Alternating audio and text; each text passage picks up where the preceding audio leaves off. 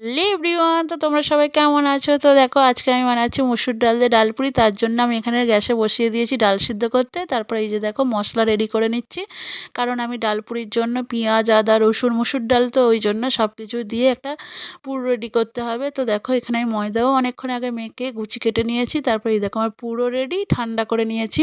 এবার আমি একটা একটা করে দেখো গুচি কেটে পুরগুলোর মধ্যে ভরে নিচ্ছি। তারপর ভালো করে মুড়ে নিয়েছি, তারপর বেলবো। দেখো এই দেখো পুর ভরা হয়ে গেছে।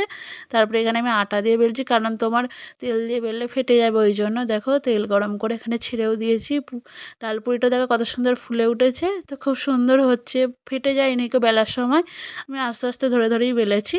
আর এই প্রথমবার আমি মসুর ডাল দিয়ে ডাল পুরি বানাচ্ছি। এর আগে বানিয়েছি নান পুরি, বাট ডাল পুরিটা বানানো হয়নি। তো কেমন খেতে হবে এখন জানি না, প্রথম করছি।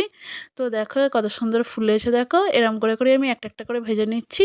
তো চলো তোমাদের সঙ্গে দেখা হচ্ছে নেক্সট